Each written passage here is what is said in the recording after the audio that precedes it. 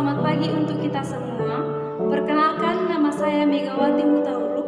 Saya mahasiswi Sekolah Tinggi Bibelfro HKBP semester 7 tingkat 4. Nah, pada saat ini saya akan memberikan materi bagaimana sebenarnya metode atau strategi yang dapat dilakukan dalam berkhotbah yang baik dan benar.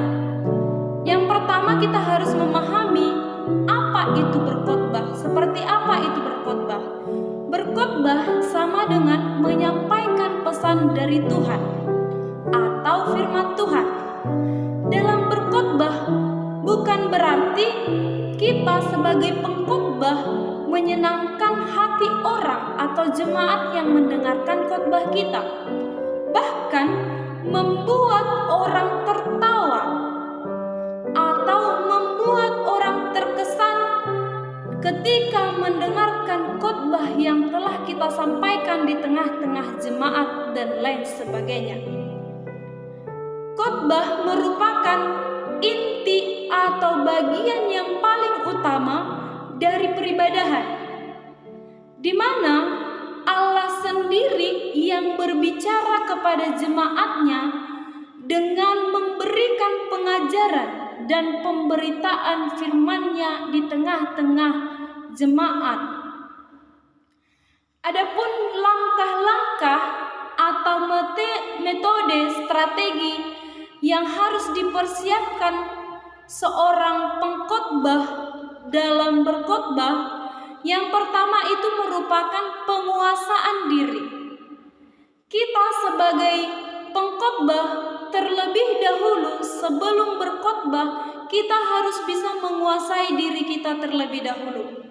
Kita harus menenangkan hati dan pikiran kita dan menyerahkan diri kita kepada tuntunan Roh Kudus dengan yang pertama yaitu berdoa, memohon pimpinan Roh Kudus supaya ketika kita berkhotbah kita dipimpin oleh Roh Kudus dalam menyampaikan firman Tuhan yang akan kita sampaikan di tengah-tengah jemaat.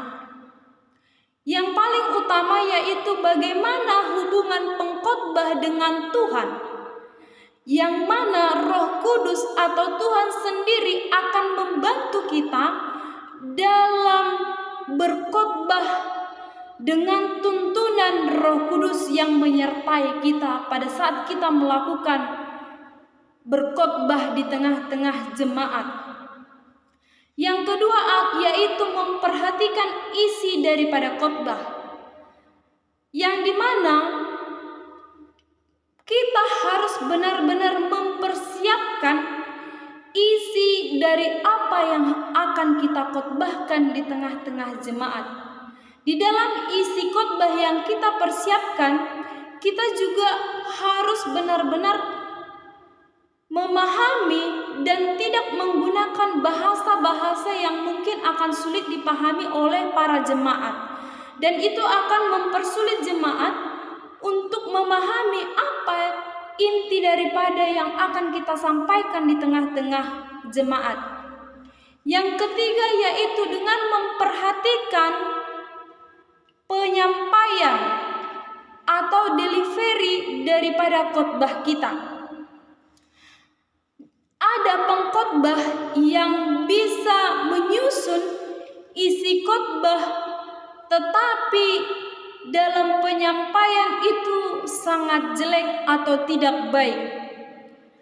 Ada juga sebaliknya, seorang pengkhotbah yang dalam penyampaiannya sangat baik, tetapi tidak dengan membuat isi daripada khotbah.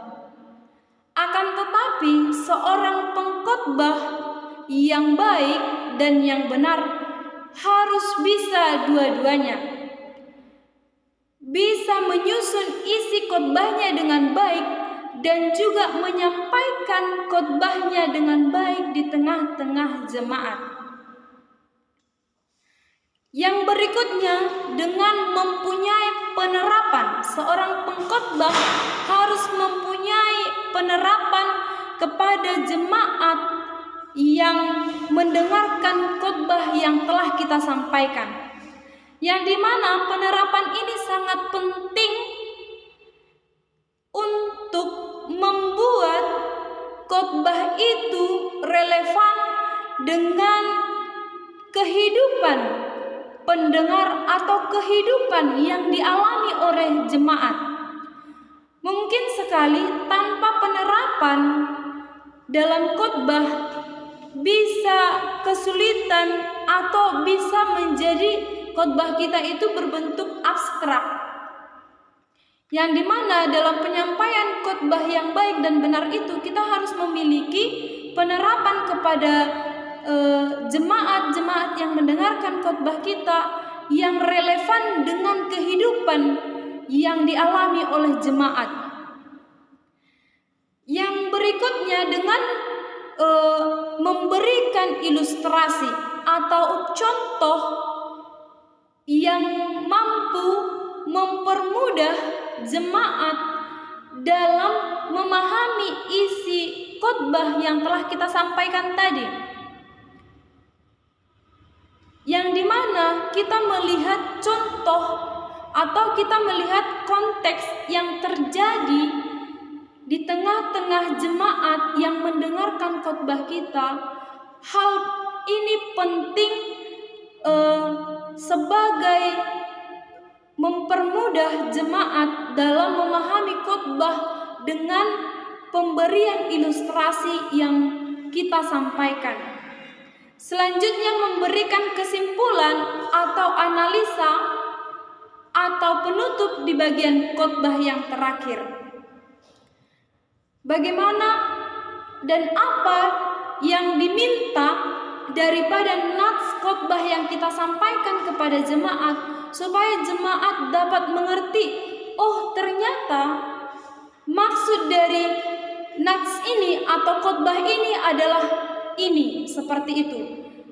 Di mana jemaat bisa lebih memahami dan mempermudah jemaat untuk memahami dari isi bahkan penyampaian yang sudah kita sampaikan di awal. Dan sedikit lagi, dalam berkhotbah yang baik dan benar, tentu saja bukan hanya penguasaan diri, isi penyampaian atau delivery daripada khotbah, atau memiliki penerapan dan pemberian ilustrasi yang sudah saya sampaikan tadi. Seorang pengkhotbah juga harus mampu menarik perhatian oleh jemaatnya, di mana harus ada kontak antara si pengkhotbah dengan pendengarnya. Mungkin saja dalam berkhotbah kita bisa membuat satu tanya jawab antara pengkhotbah dengan pendengarnya. Dan seorang pengkhotbah yang baik dan benar juga harus benar-benar siap dengan penguasaan diri tadi, dengan pelafalan, intonasi, dan juga mimik wajah yang benar-benar menarik perhatian. Artinya seorang pengkhotbah itu tidak monoton saja dengan teksnya yang sudah ia tuliskan. Banyak saat ini pengkhotbah yang hanya berfokus kepada contekan khotbah ketika melakukan berkhotbah di tengah-tengah jemaat. Artinya di sini seorang pengkhotbah itu memang sudah harus benar-benar siap dengan meminta permohonan pimpinan daripada Roh Kudus tadi. Tidak lagi boleh saja membaca, tetapi tidak terlalu monoton dengan apa yang sudah dituliskan sebagai contekan atau bahan yang sudah dipersiapkan yang akan dikhotbahkan di tengah-tengah jemaat. Mungkin hanya itu saja yang bisa saya sampaikan. Menurut saya, apa yang sudah saya sampaikan itu merupakan metode atau strategi yang cukup baik dalam melakukan berkhotbah di tengah-tengah jemaat. Demikian saya ucapkan terima kasih.